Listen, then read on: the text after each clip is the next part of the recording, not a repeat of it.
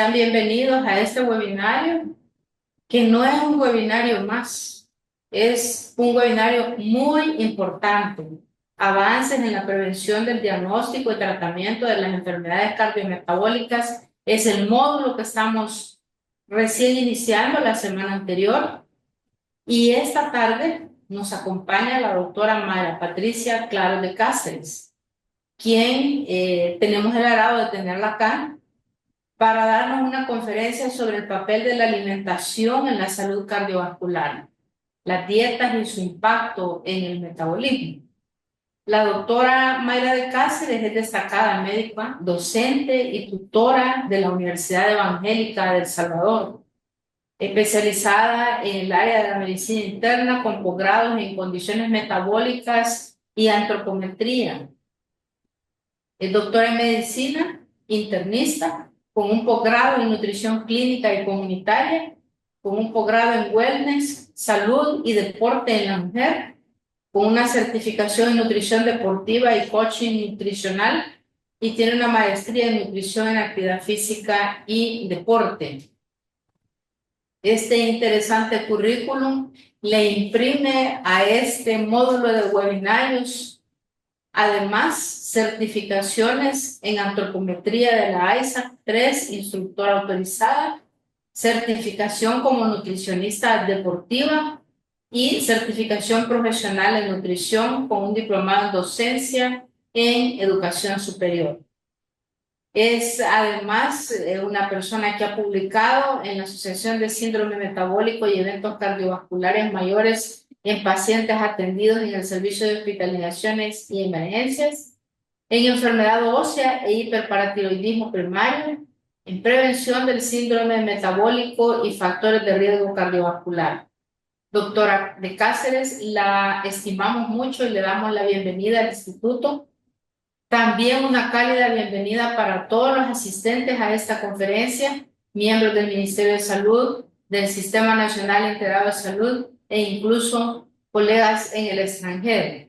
A todos los participantes siempre les invitamos a mantener cerradas sus salidas de video y audio y a hacer las preguntas por vía chat, las cuales van a ser leídas por esta servidora y contestadas por nuestra distinguida ponente. Bienvenida, doctora, le cedo el espacio. Buenas tardes, doctora Xochitl Sandoval, también representantes del Instituto Nacional de Salud y compañeros, colegas que nos están viendo en esta ocasión. Bueno, el tema que se me fue otorgado este día fue el papel de la alimentación en la salud cardiovascular, dietas y su impacto en el metabolismo.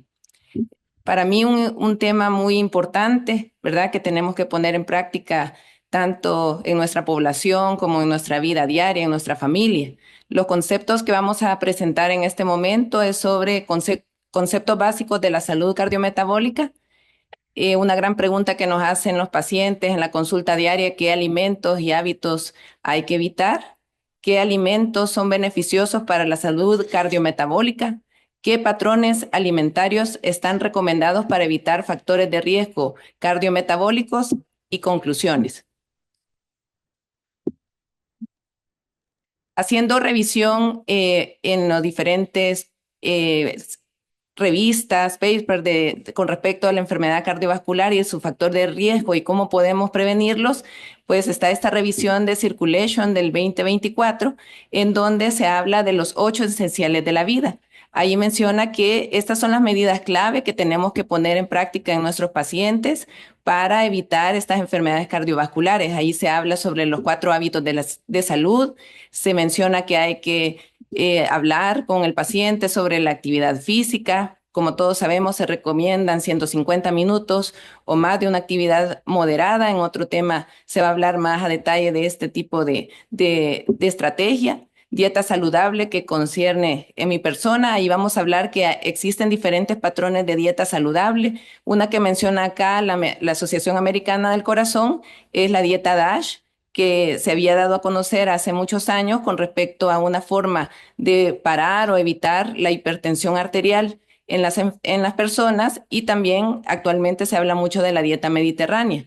También es importante en esta salud cardiometabólica un sueño adecuado, que aquí mencionan que de 7 a 9 horas sería lo correcto, que la persona estuviera durmiendo con el objetivo de evitar pues factores de estrés y el incentivar el no fumar, ni tampoco actualmente prácticas como el vaping.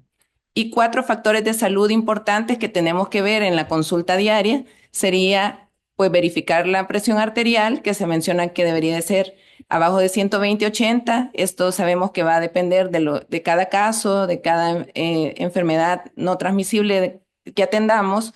También perfil de lípidos, ¿verdad? Usualmente se hace énfasis en triglicéridos, colesterol LDL, no HDL, HDL, mantener un peso saludable y control de la glucosa sanguínea.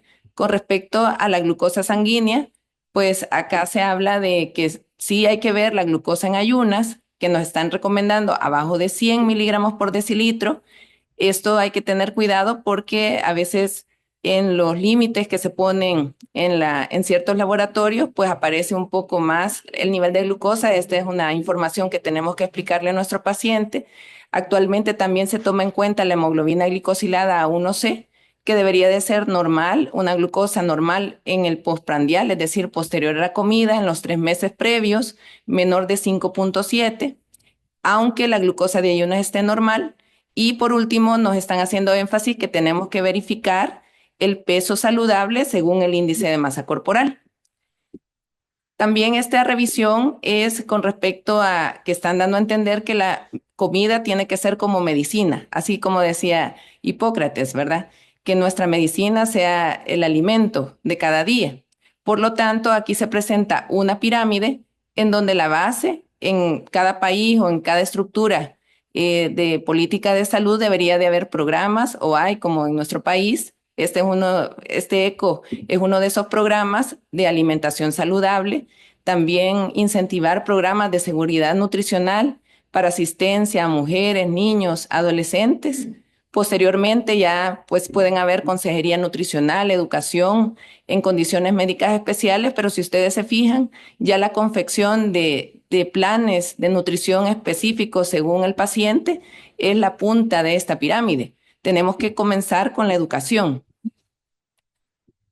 Acá también es importante que tenemos marcadores de salud, como les decía, glucosa, presión arterial. Tenemos que basarnos en los objetivos basados en nuestro paciente, pero este trabajo no es un trabajo de solo el médico o solo el paciente tener como eh, todo el trabajo y que lo haga solito, sino que es un trabajo en conjunto, en donde incluso organizaciones comunitarias, educativas, médicas, nos tenemos que poner todos en la misma sintonía para que la comida en nuestro país sea como medicina y evitar que sigan avanzando los factores de riesgo cardiovascular.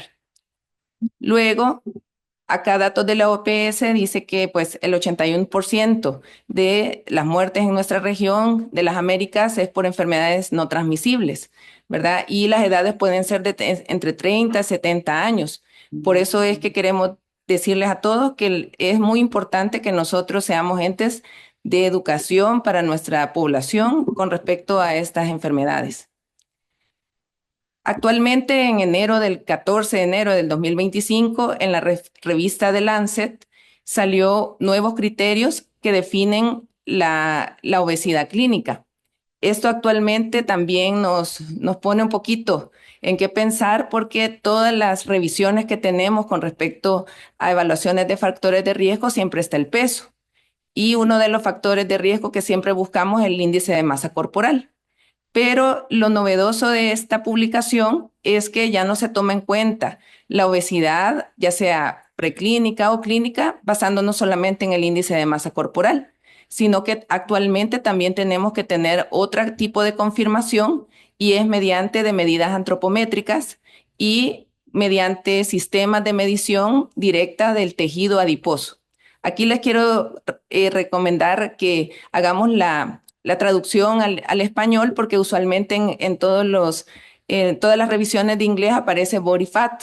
Entonces, actualmente también en antropometría ha habido un cambio en el concepto de grasa, ¿verdad? Porque cuando nosotros hablamos de salud o factores de riesgo metabólico, no solamente nos referimos a tejido celular subcutáneo, sino que también nos referimos a todo el tejido adiposo de grasa visceral, todo el tejido graso que tiene que ver con triglicéridos, colesterol. Por lo tanto, a veces podemos tener personas que tienen un índice de masa corporal normal, pero metabólicamente tienen como una condición de obesidad, debido a que tienen alteraciones en marcadores de inflamación clínica, ya sea HDL, glucosas anormales en ayunas.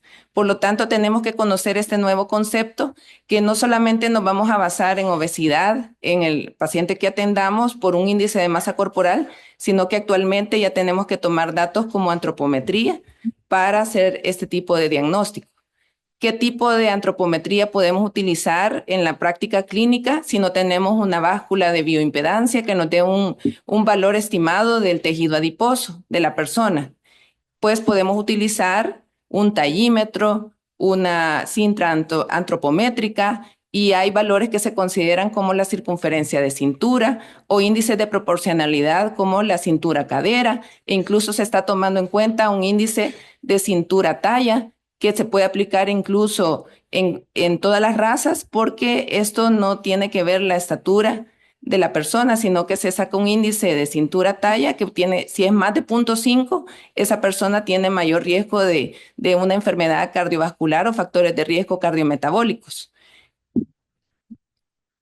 Luego que ya tenemos el diagnóstico de nuestro paciente o ya lo hemos estratificado, ya sea con una historia clínica exhaustiva, con una valoración del examen físico, una valoración antropométrica, también los exámenes de laboratorio, pues nos pregunta el paciente, pues, ¿qué alimentos tengo que evitar? Entonces, otro concepto que tenemos que tomar en cuenta es que a veces con respecto a los alimentos, ¿verdad? Cuando estamos en la consulta, nos dice alguien que quiere una dieta específica o personalizada, es que me han prohibido los carbohidratos. Sabemos que los carbohidratos no necesariamente solamente son los productos de harina, de almidón, sino que también las frutas son carbohidratos, los tubérculos, las legumbres son carbohidratos, las frutas. Entonces, tenemos que empezar a educar a nuestra población de qué tipo de alimentos son los que tenemos que considerar como no adecuados para nuestra salud.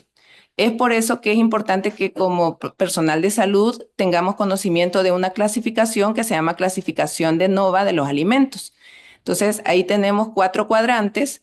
En el cuadrante A y B son los alimentos en que tienen más alta calidad en la dieta, tomando en cuenta que la calidad no significa costo alto de los alimentos, ¿verdad? Sino que se valora en cuestión de qué tanto proceso o procesamiento tiene ese alimento. Entonces, en el cuadrante A tenemos los mínimamente procesados o no procesados. Ahí tenemos fruta fresca, vegetales, granos, huevos, carnes no procesadas. En el cuadrante B tenemos los alimentos que tienen un procesamiento alto, pero también tienen alta calidad, ¿verdad? Ahí podemos encontrar, por ejemplo, aceite de oliva, actualmente hay personas que tienen intolerancias a ciertos productos lácteos y tienen que utilizar leches, se llaman leches, pero son productos parecidos a la leche que vienen procedente de plantas, y eso no significa que por venir en un envase sea de mala calidad, sino que tienen otro proceso y son de buena calidad, ya que no tienen aditivos de azúcares, colorantes u otros preservantes que pongan en riesgo la salud de las personas. Luego, en los cuadrantes C y D, tenemos los alimentos procesados y los alimentos que son procesados o ultraprocesados, que son aquellas formulaciones industriales con ingredientes, aditivos, preservantes, saborizantes, colores artificiales, emulsificantes. Pues tenemos ahí varios ejemplos, ¿verdad? Todas las bebidas carbonatadas, las bebidas que tienen alto contenido de azúcar, los alimentos que vienen previamente congelados o tratados con alguna grasa hidrogenada. Entonces, este tipo de alimentos son los que tenemos que educar, que hay que desaconsejar en nuestra población. Acá en este estudio que se presentó en el 2024, aquí les estoy poniendo las fuentes, se demuestra por una revisión sistemática que se hizo en población general que todo el consumo de estos alimentos ultraprocesados están asociados con enfermedad cardiovascular, con enfermedad coronaria, con ACV o eventos cerebrovasculares, ¿verdad? Y aumentan en porcentajes de 17%, 23%, 9% más alto riesgo de estos eventos cardiovasculares. Luego, con respecto a diabetes tipo 2, en población general también podemos ver que aumenta el riesgo, ¿verdad? En la población se incrementan un 10% del consumo por calorías día. Es decir, que si alguien tiene una dieta de 1.200 calorías y aumenta un 10% con 120 calorías de papitas fritas, pues ya aumenta su riesgo también de enfermedad o riesgo cardiometabólico que se puede manifestar con una diabetes tipo 2. Y este dato es muy importante. Este tipo de información la tenemos que llevar incluso a la mujer gestante, ¿verdad? Porque desde el vientre materno, nosotros como personal de salud estamos cuidando al bebé, ¿verdad? Entonces se ha visto en numerosos estudios que con un incremento de 100 gramos de productos ultraprocesados, llámese chips, galletas, mucho consumo de harinas con grasa, puede aumentar un 27% la diabetes gestacional y eso sabemos que puede traer consecuencias incluso de mortalidad para la mujer gestante, tanto como al bebé. Y luego también todos estos alimentos, como tienen preservantes y alto contenido de sal, están relacionados con hipertensión arterial. Por lo tanto, si vemos una de las causas de enfermedad cardiometabólica es la comida con un alto procesamiento, ¿verdad? Y actualmente, si ustedes se fijan, pues estamos rodeados de ese tipo de alimentación, ¿verdad? Siempre que tenemos que tratar de aconsejar alimentación de alta calidad, pero alta calidad de productores locales o preparaciones hechas en casa. Eso sería nuestro mensaje al paciente cuando nos pregunta qué alimentos deben evitar. Hay unas revisiones muy grandes que se ha hecho a lo largo en metaanálisis, revisiones sistemáticas que se les recomiendo ver todas las revisiones que se han hecho con el estudio Umbrella, ¿verdad? Estas son una serie de 32 artículos donde producen metaanálisis, ¿verdad? En donde se estudió a la población general y entonces se vio en este estudio Umbrella cómo al exponerse a estos productos ultraprocesados, sobre todo los de NOVA clasificación 4 que les mencionaba, también están relacionados no solo con eventos de riesgo cardiometabólico, sino que también están relacionados con disminución de la función renal, que todos sabemos que esto puede llevar a una insuficiencia renal, a asma, a alteraciones neurológicas como depresión o desórdenes mentales o alteraciones neurológicas en niños. Por ejemplo, hoy se está hablando mucho de los trastornos de déficit de atención y diabetes, sobrepeso, obesidad. Y pues muchas de estas consultas, pues uno de los primeros factores de riesgo que deberíamos de preguntar es qué está comiendo la persona o el infante, ¿verdad? Acá se demostró también que estas comidas ultraprocesadas tienen alto riesgo de diabetes, obesidad, sobre todo también obesidad visceral, e incluso pueden estar relacionados con cáncer. Luego también en otras revisiones se menciona que el exceso de consumo de estos alimentos como carnes no procesadas, carnes rojas o productos de grasas saturadas o trans, mantequilla, crema o leche completa, leche entera con la grasa saturada, sal y exceso de azúcar también podrían estar relacionados con riesgo de enfermedades crónicas no transmisibles. Entonces, si vemos, es un continuo en que tenemos que estar dando educación a nuestra población para disminuir todos estos factores de riesgo. Pero, ¿qué ocurre al consumir toda esta alimentación, al tener falta de actividad física, estrés psicosocial, tabaco, una mala higiene del dormir? Pues lo que ocurre es que nuestro cuerpo va generando factores inflamatorios que aumentan la hipercoagulabilidad, ¿verdad? Factores de necrosis tumoral, interleucinas, que el aumento del sistema nervioso autónomo como la adrenalina y pues esto va detonando una cascada de problemas cardiometabólicos, pero que al final terminan con una placa ateromatosa que posteriormente puede haber una ruptura y se puede complicar con un evento cerebro o cardiovascular. Ese sería como el punto final. Todas estas estrategias que les estoy mencionando, pues el objetivo es evitar llegar a esos eventos, porque además del sufrimiento de la familia y también los costos que tiene para la familia, pues a largo plazo terminan siendo costos altos para la población y también para cada país, para el sistema de salud de cada país.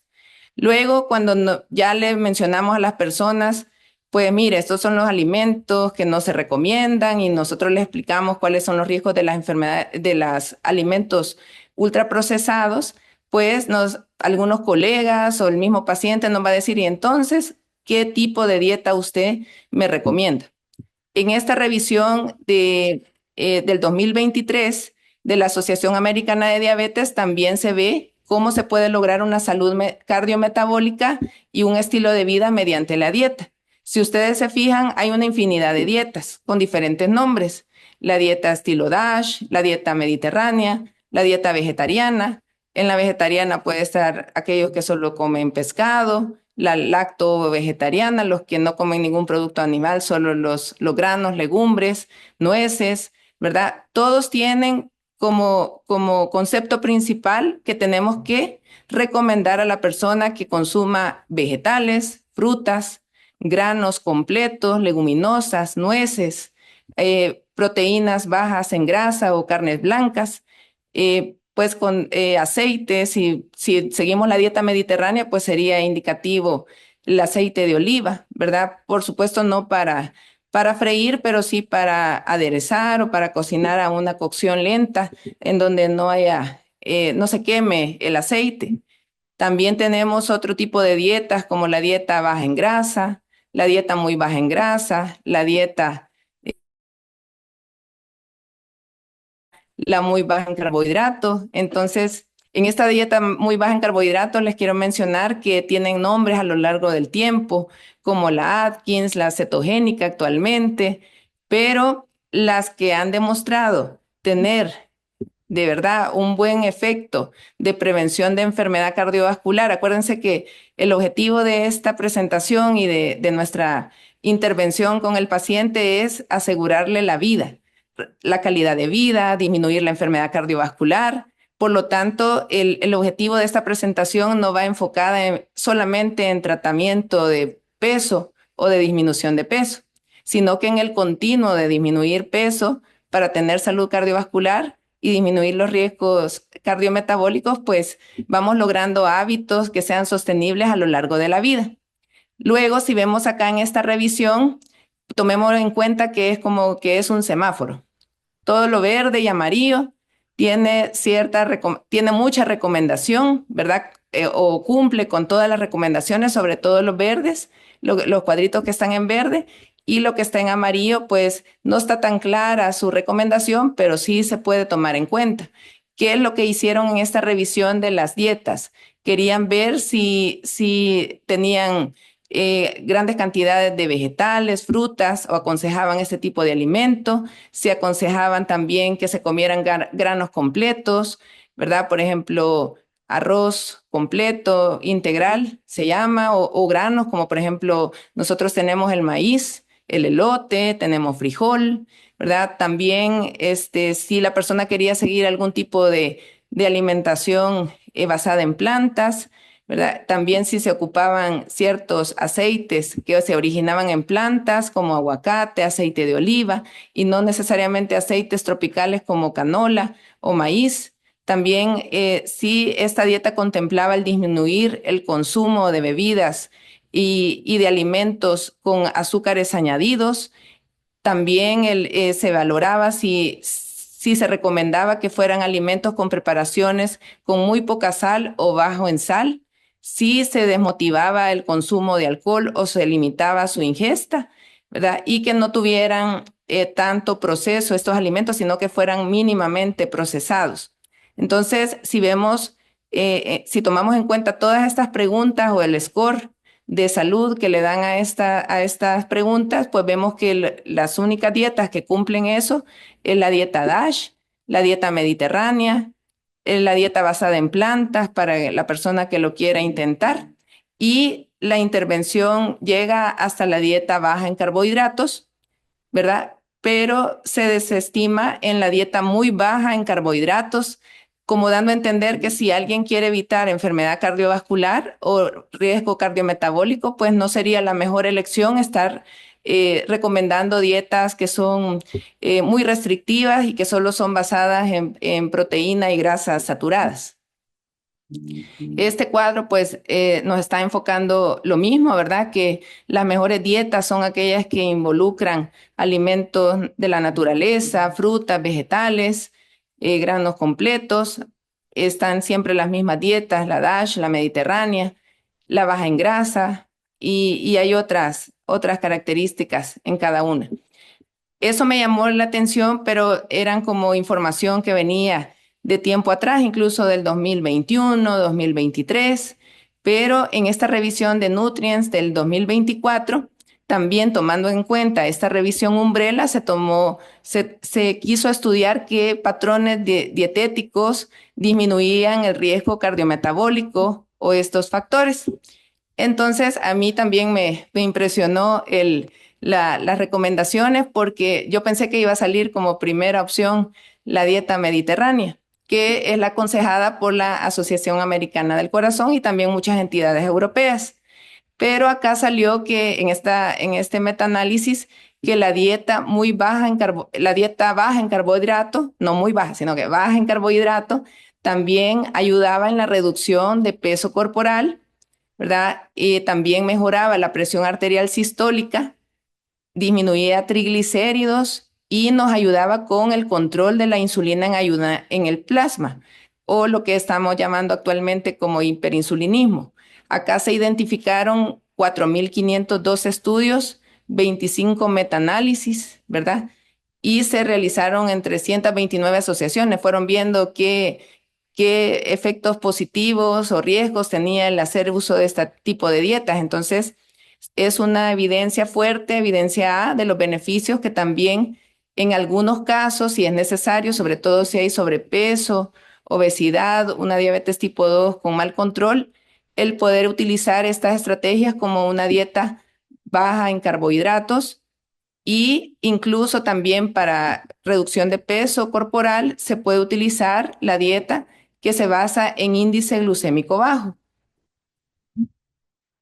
Luego, en resultados secundarios, también sugieren efectos benéficos en controlar riesgos cardiovasculares, como les decía, la dieta baja en índice glucémico, la dieta DASH, dieta nórdica y portfolio le llaman ahí, pero básicamente es en siempre incluir granos, incluir frutas, vegetales, carnes blancas, pescado o productos del mar, productos lácteos bajos en grasa y evitar los alimentos que sean altamente procesados.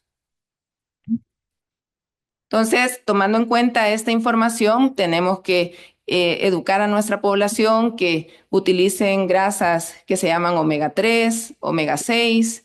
Tenemos a nuestro alcance, pues, ciertos peces, sardina, también grasas omega 6 como semillas, nueces, aguacate, ¿verdad? También no desestimemos el consumo de frutas y verduras porque en ocasiones hemos escuchado a personas que dicen, no, no coma fruta porque eso es alto en azúcar.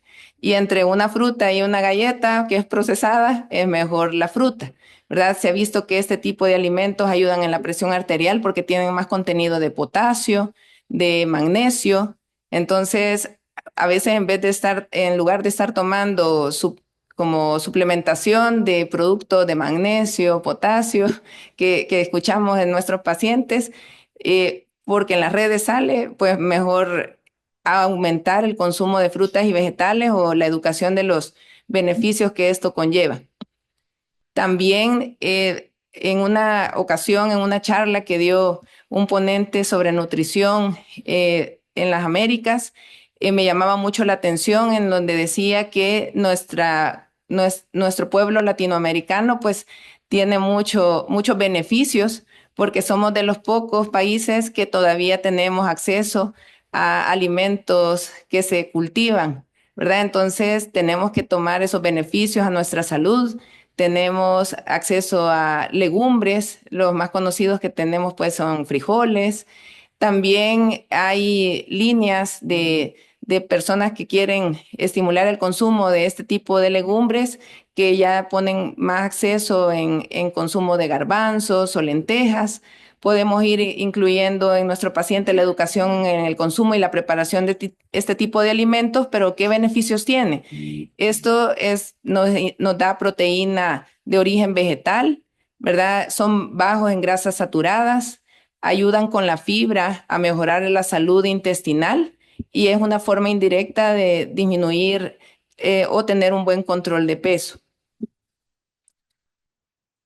Luego, tomando en cuenta esto, puntualizamos los patrones nutricionales recomendados está la dieta mediterránea.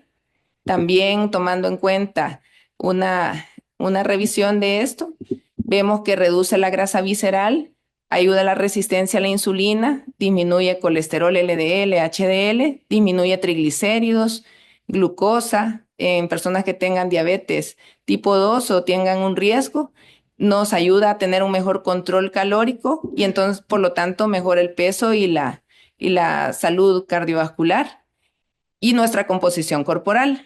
Pero muchos decimos, ¿y en qué consiste la dieta mediterránea? ¿Será que la puedo tomar en cuenta en mi casa, en mi familia? Quizás solamente cambiando el tipo de productos. Por ejemplo, yo le explico a las pacientes que vegetales, por ejemplo, en lugar de hacer un jugo de vegetales, podría incluir en cada tiempo de comida 2 tazas de vegetales de verdes o de colores en almuerzo, en cena en lugar de comprar botellas de jugos de fruta, que aunque vengan de fruta natural, como por ejemplo, sí, un jugo de fruta, pero que está añadido con jarabe alto en fructosa, pues se puede comer platos de fruta en la casa o ponerlo a todas las personas en cada tiempo de comida un plato de fruta, ¿verdad? También tenemos cereales o granos, tomando en cuenta que los cereales son granos o semillas, ¿verdad? Por ejemplo, avena, todos tenemos, la población puede tener acceso a la avena, frijoles, en los lácteos siempre incrementar el consumo de lácteos bajos en grasa, carnes blancas, pollo, pescado, pavo, gallina, productos del mar. Otra ventaja que tenemos nosotros es que somos un país que estamos cerca de costas y también tenemos presencia de semillas en nuestro país, ¿verdad? Pueden ser nueces, almendras, pero también tenemos semillas de marañón, ¿verdad? Y hoy se le está dando mucho énfasis también al uso de especies naturales para aderezar a los alimentos de forma natural, darles diferente sabor, pero hay especies como la cúrcuma que tiene poder antiinflamatorio. Entonces, cuando hablamos de una dieta mediterránea, estos son los componentes de la dieta mediterránea y lo podemos ir adaptando a cada país y a cada condición. Luego, si ustedes se fijan, la base es que sea un estilo de vida, no sea una moda de una dieta, sino que cada uno de estos componentes forme parte de nuestra vida, que siempre, independientemente que sea una dieta que tenga buenos resultados en disminuir los factores de inflamación o riesgo cardiometabólico, siempre hay que mantener un equilibrio entre la energía que se ingiere y la energía que se gasta porque hay productos que si los consumen en exceso, por ejemplo, mucho aceite de oliva o aceite de aguacate o aceite vegetal, puede incrementar también el peso. La persona, la base también está carnes blancas como pescado, legumbres, pueden ser frijoles, cereales, puede ser avena, también productos de la tierra como la papa, que todos los productos de la tierra tienen alto contenido de nitratos y los nitratos están relacionados con producción de óxido nítrico y vasodilatación de arterias de nuestro sistema circulatorio, ¿verdad? Consumo vegetales, frutas y nueces que tenemos acceso. Y se recomienda que se consuma con moderación los productos lácteos, las carnes rojas, las grasas, huevos y cualquier producto que contenga azúcar. ¿Y qué logramos con esta dieta mediterránea? Pues ya que está rica en fibra dietética, en productos antioxidantes, en grasas poliinsaturadas o monoinsaturadas y disminución de la carne roja, pues es un círculo positivo en donde se disminuye la inflamación, disminuyen los riesgos de factores cardiovasculares y por lo tanto los eventos finales de enfermedad coronaria o cerebrovascular, pues van a ir disminuyendo en nuestra población. Y luego tenemos la dieta DASH, que ya tiene muchos años de existir. Acá les pongo una herramienta que podemos utilizar con nuestros pacientes en la educación, que Estados Unidos lo ha puesto como dieta del plato saludable. También en Latinoamérica se está utilizando esta herramienta para que la persona sepa cómo distribuir bien los alimentos en su plato. Y tenemos la dieta basada en plantas, como les mencionaba, que actualmente se han hecho revisiones con respecto a disminuir el riesgo metabólico. Hay que tomar en cuenta que estas revisiones o este estudio se hizo más que todo en adultos con patrones alimentarios vegetarianos y veganos, adultos mayores de 18 años, no en niños. Por lo tanto, ahí se demostró que disminuía el riesgo de incidencia de enfermedad cardiovascular, disminuía la presión arterial sistólica, el colesterol LDL, disminuía el índice de masa corporal y sobre todo un marcador de inflamación que se llama proteína C reactiva. Por lo tanto, sí es positivo que recomendemos para la población general el incrementar el uso de estrategias o recetas de alimentos basados en plantas. Ya para concluir, pues tenemos esta información que condensa que le tenemos que recomendar a nuestro paciente que mantenga un buen control o un balance de energía en la ingesta y en el gasto energético para que mantenga un peso corporal. Si el objetivo es bajar de peso, pues tiene que hacer una de dos, o le baja al consumo energético o aumenta el gasto energético, que es mediante el ejercicio. Promovamos el consumo de frutas y vegetales, tomando en cuenta que somos un país que tenemos acceso a a estos productos naturales, no procesados. También incrementemos en las personas el consumo de granos integrales, el consejo de granos integrales, en lugar de productos de cajas o altamente procesados. Eh, Expliquemos a las personas cuál es el objetivo de utilizar proteínas saludables, de comer carnes blancas, ¿verdad? Que hay muchas personas que no les gusta el pescado, pero si uno les va conversando cuáles son los efectos positivos de estos alimentos, pues la persona tiende a hacer cambios de hábitos. Si se consume carne y pollo, es mejor cortes magros, es decir, sin mucha grasa y disminuir el consumo de carnes frías y procesadas. Luego incrementemos el consumo de aceites de plantas, tomando en cuenta que en algunas preparaciones ni hay necesidad de utilizar grasas. Siempre es mejor alimentos preparados en casa o que se vean más natural en lugar de comidas altamente procesadas que tienen otros componentes. Yo les menciono a las personas que siempre vean donde dice ingredientes, ahí podemos ver cuáles son los componentes que tiene. Si tiene más de 3 componentes, pues ahí pues, evaluar el consumo, disminuir el sodio y el consumo de azúcar y alcohol.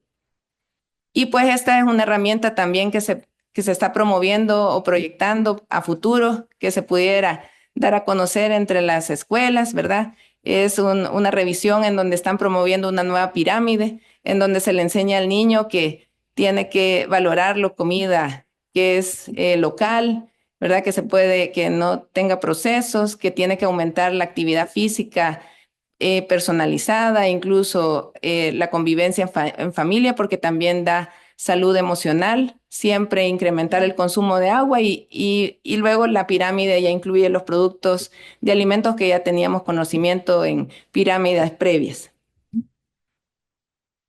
Esta es son los patrones alimentarios que se están recomendando actualmente, ¿verdad? Y con respecto a las conclusiones, pues vemos todos los beneficios de una buena dieta cardiometabólica, que no es una sola, sino que hay diferentes opciones: dieta mediterránea basada en plantas, dieta DASH, ¿verdad? Y el objetivo de esta presentación, pues, era darle a conocer lo que actualmente tiene evidencia en disminuir factores de riesgo cardiometabólico. También que es importante que estos cambios sean sostenibles y hay que cambiar hábitos, por lo tanto no va a ser de la noche a la mañana, sino que se necesita una educación nutricional, y nuestro país cuenta con profesionales que excelentes, que pueden ayudar en la población en este sentido, y que se necesita en las personas orientación profesional en nutrición, y las personas que hacemos salud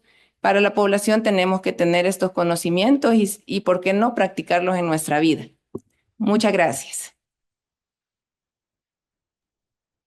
Muchas gracias, estimada doctora. Ha sido muy enriquecedor escucharla y saber que hay un gran interés por parte de los profesionales de salud acerca de cómo orientar a los pacientes. Aquí tenemos algunas dudas y algunas preguntas acerca de cómo podemos hacer para convencer a una persona obesa que cambie sus hábitos alimenticios, cuando sabemos que existen cuestiones emocionales que pueden descontrolarla y que comen durante el día y la noche, pero más que todo en la noche, y luego se van a un trabajo sedentario. ¿Qué hacer con estas personas?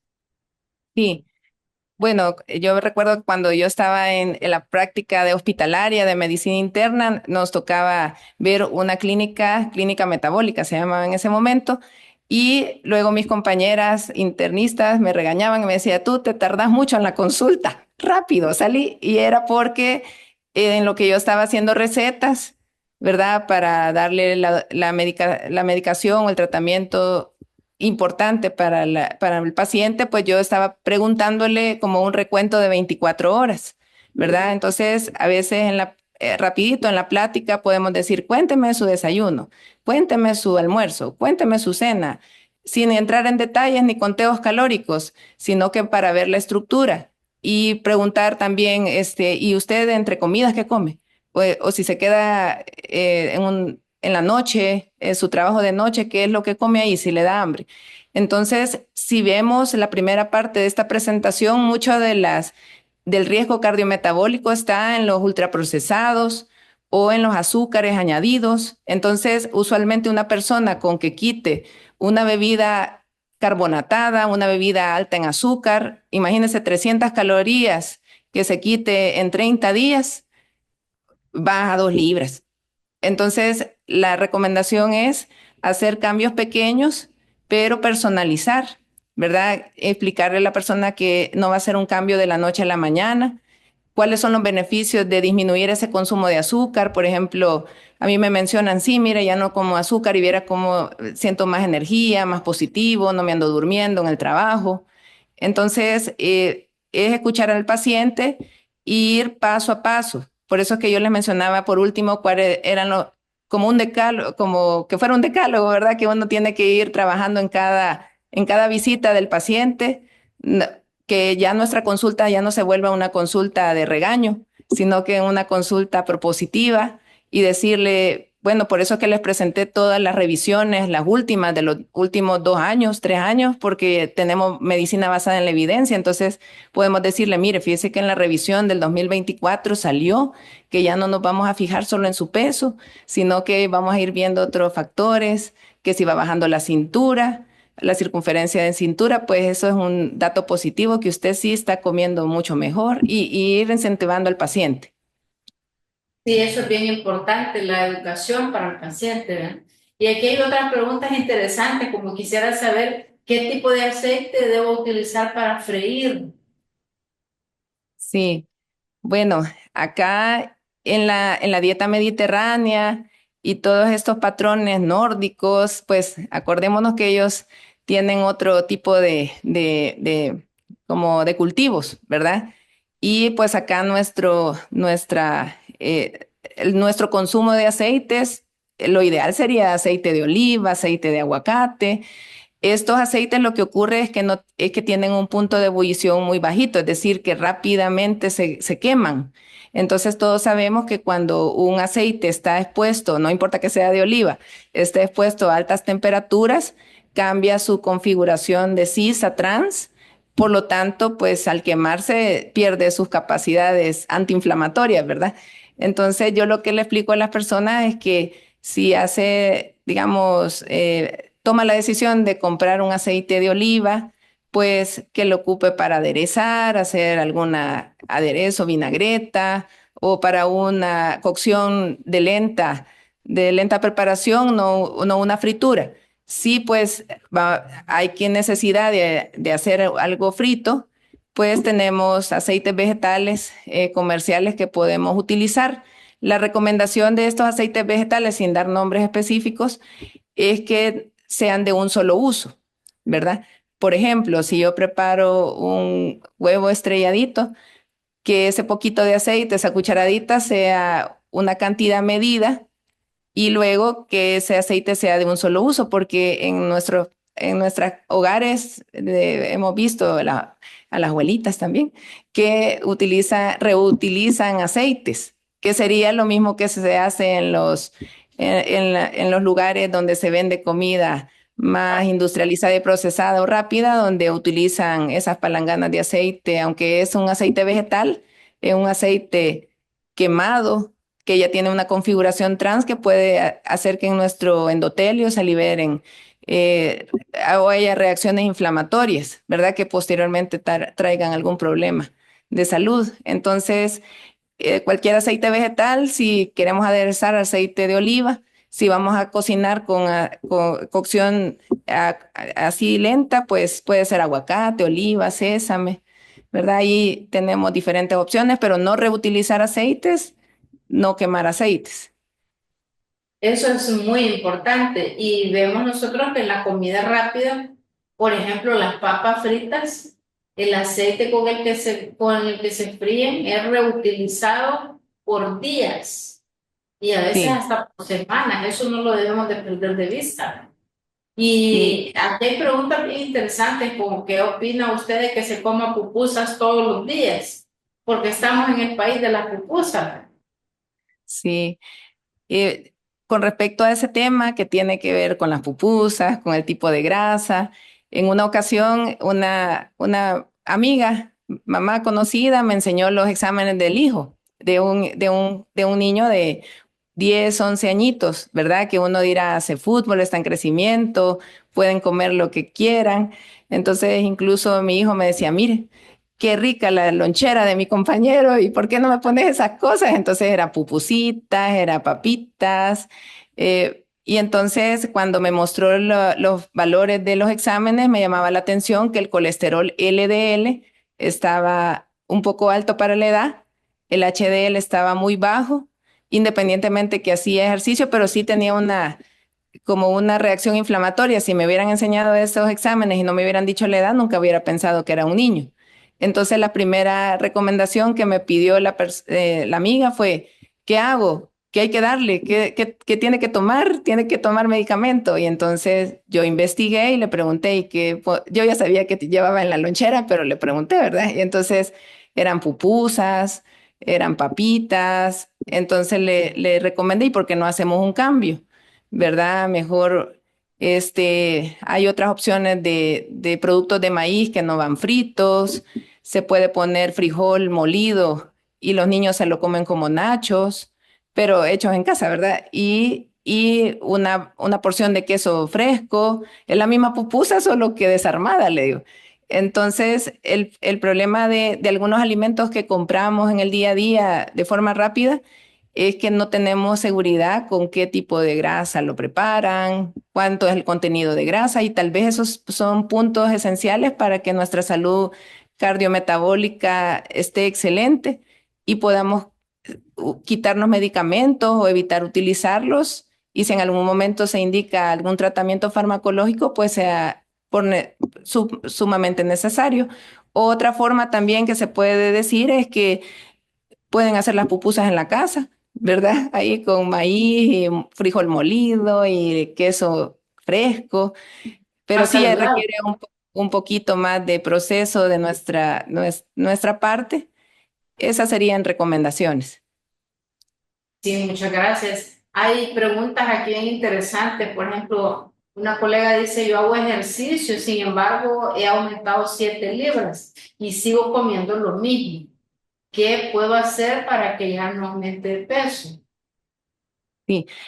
Como veíamos anteriormente en el cuadro, si se vuelve a revisar la presentación, yo les mostraba los diferentes tipos de dietas que existen y se valoraban diferentes puntos, es decir, que si comía vegetales, si comía frutas, y el primer punto a evaluar de todas las dietas era que si había reducción de peso de por sí solo con la dieta y ninguna marcó ningún color, es decir, que yo puedo hacer una dieta mediterránea, puedo hacer una dieta DASH, pero si yo no controlo la cantidad de alimento, calorías, energía que consumo, no voy a ver resultados en el peso, al contrario, puedo ir aumentando comiendo sano, pero ese aumento de la grasa visceral, grasa corporal, porque yo no gasto lo que estoy consumiendo, sí me va a llevar a una diabetes.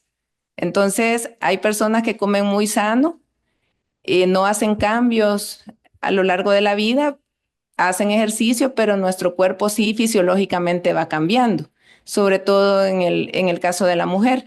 Eso ya son datos ya especiales como o propios, por ejemplo, ver la salud metabólica en la mujer con climaterio o menopausia, en donde la disminución de estrógenos hace que uno aumente la grasa visceral, ¿verdad? Disminuye la masa muscular, por lo tanto nuestra tasa metabólica basal baja también. La bajada de estrógenos también nos aumenta todo riesgo cardiometabólico, sube el colesterol LDL. Entonces, quizás el ejercicio es una ayuda, la actividad física. Y como dicen muchos, el 70% es lo que comemos, ¿verdad? Por eso es que una de las revisiones que le mostré decía comida como medicina. Vea, food is medicine. Entonces, ahí la recomendación sería valorar lo que está consumiendo y quizás necesita reducir la cantidad calórica, puede comenzar con 200 calorías menos por semana, no dietas drásticas, o ponerse otro reto y aumentar la actividad física o retarse en la actividad física, que eso lo van a ver en una próxima conferencia cuando se hable de Sí. actividad física. Sí, hay una pregunta aquí de un colega que también le felicita por su excelente ponencia, como todos los que han precedido en las preguntas. ¿Existe algún alimento o preparado de alimentos que acelere la utilización preferente y la disminución de grasa visceral? Acá, si ustedes se fijan en la presentación, esa revisión de esa metaanálisis de Umbrella me llamó mucho la atención a mí porque uno de los puntos principales era que disminuía la grasa visceral, todo, mejoraba todo el peso, la presión arterial. ¿Y qué dieta fue esa? Fue la que era baja en carbohidratos. Entonces, cuando hablamos de dieta baja en carbohidratos, no nos estamos refiriendo de quitemos los carbohidratos, no se puede. Hay una salud intestinal malísima, hay estreñimiento, hay fatiga, pero porque no se consume energía. Entonces, ¿qué significa baja en carbohidratos? Que sobre el total de calorías que corresponde a la persona se le calcula un 30-40% de carbohidratos sobre el total de alimento. Por ejemplo, si a alguien le toca 1000 calorías diarias, va a comer 300-400 calorías de carbohidrato y el resto lo va a dividir en proteínas, en grasas. ¿A qué me refiero a esto? Que usualmente cuando recibimos la información sobre nutrición nos enseñaban que en una dieta, no importaba si fuera de 2000 calorías, 1800, calculáramos 60% de carbohidratos o 70%. Y hoy no, hoy se ha visto que el consumo de carbohidratos va a depender de nuestra actividad física, nuestro estilo de vida. Si hay mucha grasa visceral, tenemos que ir calculando mejor el gasto que tiene de energía y adecuar los macronutrientes, se llama, y que estos nutrientes de carbohidratos sean de buena calidad, incluir, por ejemplo, más legumbres, productos, por ejemplo, en vez de la... O sea, nosotros como personal de salud tendríamos que también tener un poco de conocimiento de cómo hacer la lectura de la información nutricional, pero lo que les quiero dejar en mente es que no nos dejemos llevar con palabras bajo en grasa, low fat, bajo en sodio, light. Eso ya no debería de ser nuestro punto de indicación de Wow. algo. Debería de ser, tiene granos, semillas completas, fibra, frecho, si fuera un pan, vea, o como le digo, incentivar el consumo de frijol. Yo una vez vi una persona que comía frijolitos, yo le había dejado frijoles y entonces me dice, no bajé esta vez porque usted me dejó frijol. Y yo, ¿y cómo no había bajado cintura, vea, grasa visceral? Y yo, vaya, pero espérese, ¿y dónde come frijol? Le decía, Fritos. y fritos en un restaurante. Yo, no, de esos no, yo pensé que eran de la casa, Leo. Entonces, sí, el bajar la grasa visceral, una estrategia, además del ejercicio, bajar el estrés, podría ser el poner productos que tengan más fibra, ¿verdad? Vegetales, frutas, recalcular los carbohidratos a que sea una dieta baja en carbohidratos, entre 30 y 40% de carbohidratos, disminuir el consumo de grasas o fritos, ¿verdad? Esas pueden ser estrategias de disminuir Buena la grasa visceral, pero lo que sí no baja la grasa visceral es dietas hipocalóricas. Las dietas hipocalóricas sin ejercicio lo que producen es la pérdida de masa muscular y entrar el paciente en una obesidad sarcopénica. Es decir, promovemos que pierda músculo y le sale peor porque no mejora la glucosa ni la resistencia a la insulina. Entonces, deberíamos de buscar procesos lentos en el tiempo, pero que vayan cambiando hábitos y que vayan incorporando muchos de los factores positivos que vimos, como buen sueño, ejercicio.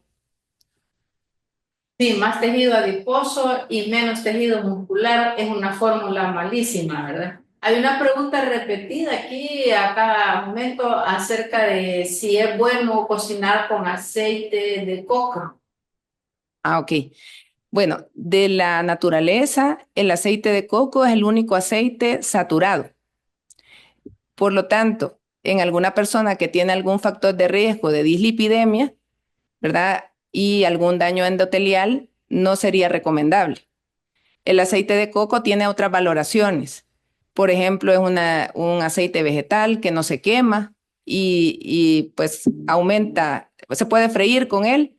Vea, usualmente lo recomendaron en personas que hacían dietas cetogénicas, ¿verdad? Como parte de la cocción de los alimentos, pero si estamos hablando de salud cardiometabólica, el aceite de coco no tiene evidencia, solamente el aceite de oliva y aceites de plantas, aguacate, sésame.